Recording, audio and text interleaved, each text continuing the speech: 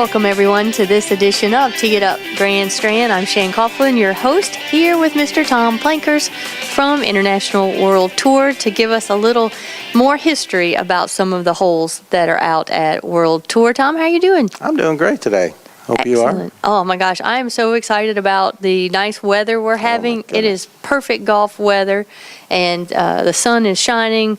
We're so excited about that. I'm glad we're not talking anymore about that winter weather we had.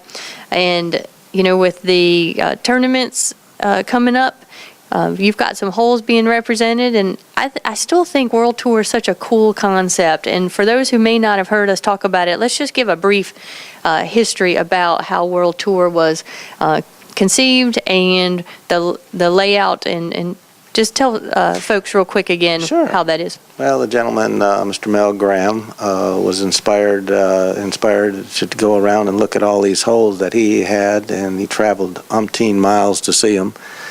And literally came back and put the best holes that he liked together.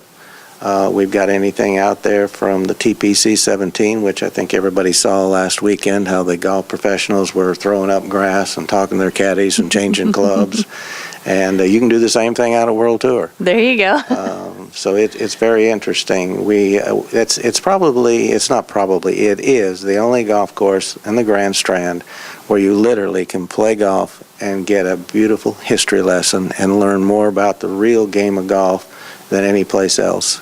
It's just fantastic. You can stop at each hole, read the plackets, and there's a lot of little tidbits that people don't even realize happened on that hole.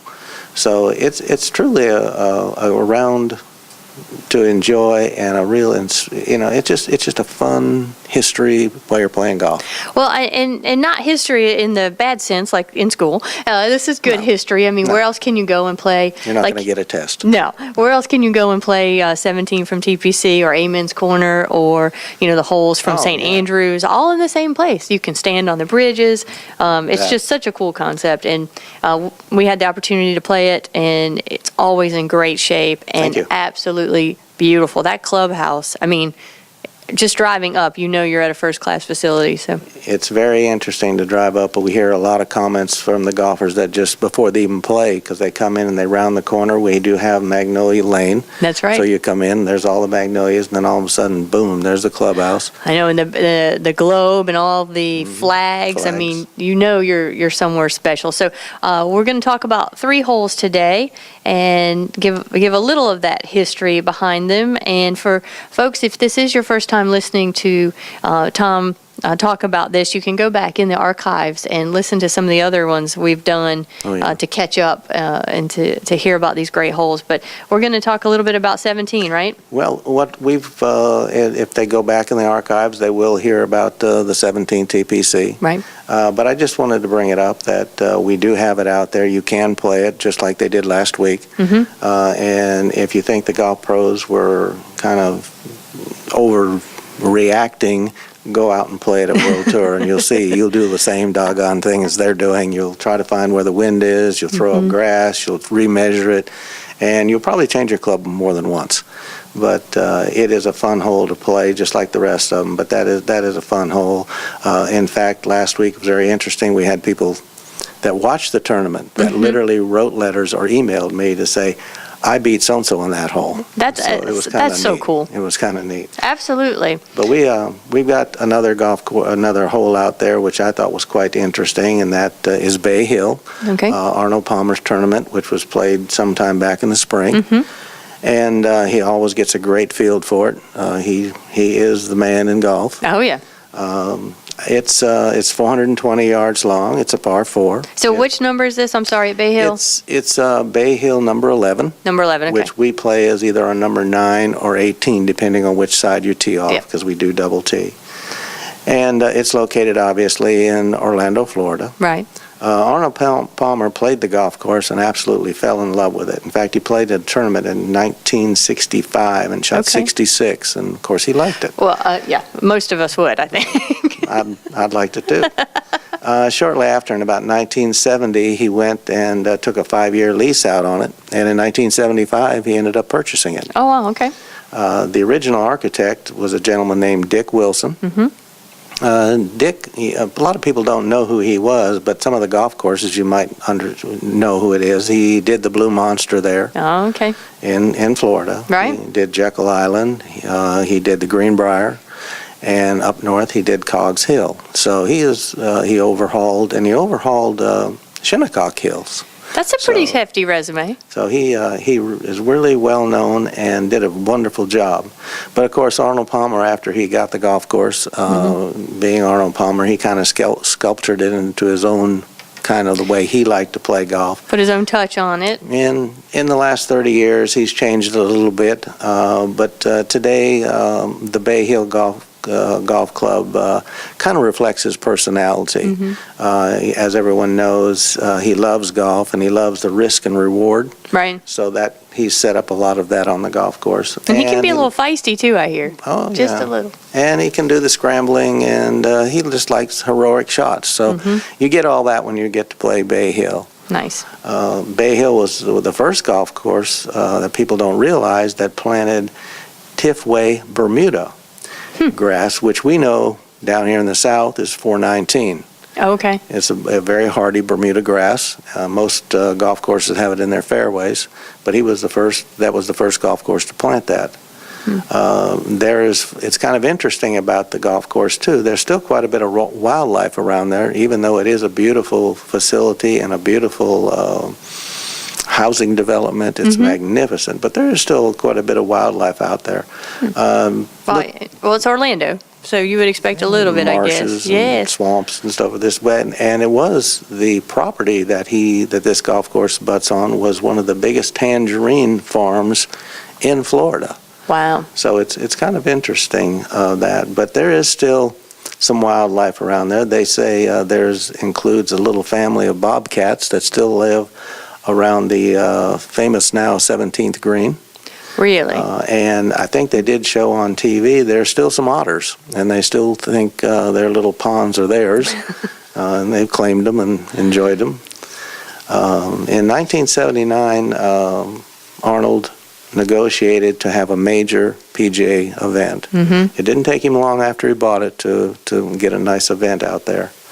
And it was still, and still is, the Arnold Palmer Invitational presented by MasterCard. Okay. And he still gets one of the best fields there is for a PGA tournament. So it's fun, it's out there, it's a very, it's a tough hole. We do have it, like I say, as number 9 and number 18. Right. It has the pond, it has the huge fountain, just as he has. So it is a fun hole to see, it's a fun hole to play.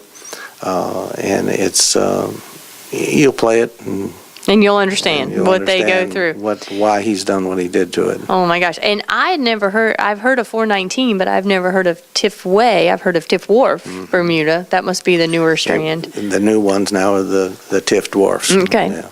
Interesting. But so you can go out there and play it. And yeah. gosh, I was just thinking there with some of the folks I like to play with, sometimes 9 and 18, they're settling a few bets, and I would hate to come up on that one to have to earn my money. You do, because your second shot most of the time has to come over a piece of water. Exactly. And there's water to the left of the green, and if you hit it too far to the right of the green, you're going to be in water also. But again, risk reward. I mean, if That's you hit Arnold it Palmer. right on there, you're set, and you've got your competitor shaking in their boots. That's the way Arnold Palmer is. There you go. All right, what's next for us? Well, the next hole, which of course everyone realizes next month, is the U.S. Open up in Pinehurst.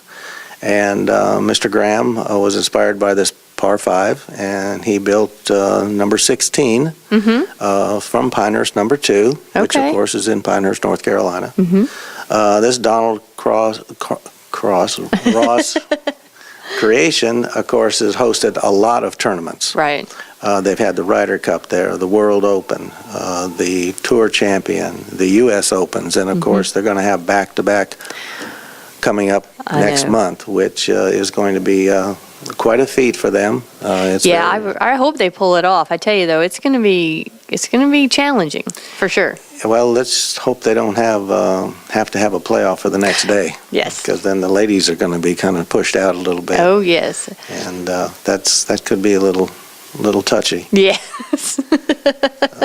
But also on number 16, Johnny Miller back in 1974 in the World Open Okay. on Pinehurst number 2, of course. He hit what he says is probably his best shot under any pressure that he's ever played in, and he hit a 3-wood to this par 5 Right. and knocked it within 8 feet, and 2-putted for a birdie to win in the play and to win the title, and it was in a playoff with Jack Nicklaus and Frank Beard. Okay. But Johnny admits, even to this day, that hole, that was probably the best under pressure shot he's ever hit in a playoff. In 1999, the U.S. Open, this hole was played and is going to be played also by the golf professionals as a par 4. Oh, okay. To us, it's a par 5. Yes. To the average player, it's a par 5. But when they did put it to a par 4, less than half of the field reached it in regulation. Wow. And Even the these- professionals. Yeah, I mean, obviously the professionals. And the scoring average on that hole, when they do put it to a par 4, is about 4.5, almost bogey. Almost bogey. Wow. Okay. Now this year they're going to play it at 492 yards, short par 4. Yes. Yeah. That.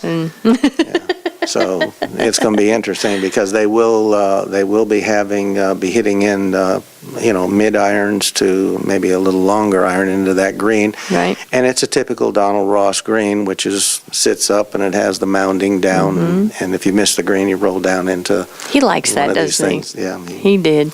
he enjoys watching people sweat and try to hit chip shots to a green that looks like a tabletop. You got to have a short game.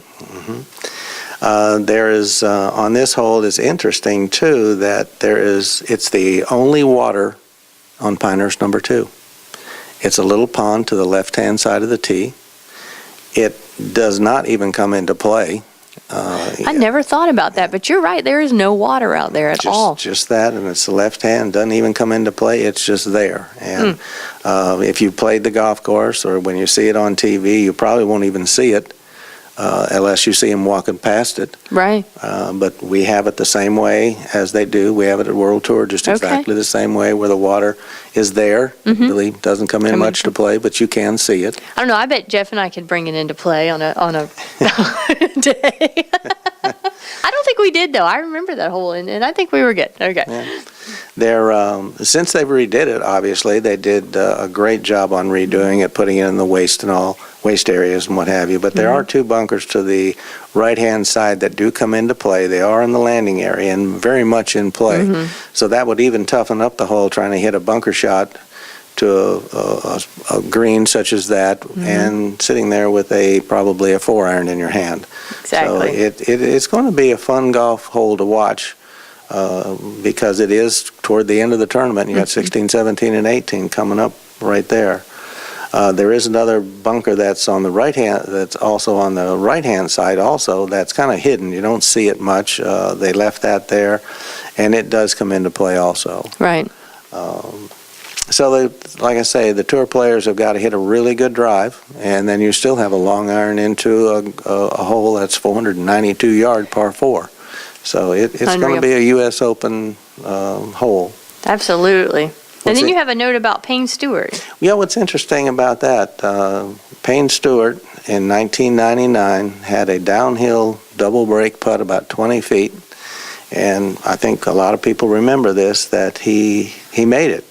And this was one of 3 putts that he made to win the U.S. Open. Right. He made a birdie on 17, which was a long putt, and then obviously the one on 18, which was for a par. And it was also about a 15-footer that he did make, and that was his way to propel him to the U.S. Open. And that was over Phil Mickelson. That's the infamous day where we saw him grab Phil's head, because I think Phil didn't even know it, but Amy was in labor at the time, and he was off to become a father. So He told him, he said, "You're going to be a father." Yep. And, so there's a lot of history at Pinehurst, just as there is at World Tour. But the 16th hole is just exactly, Mr. Graham built it just like it is in Pinehurst. Okay.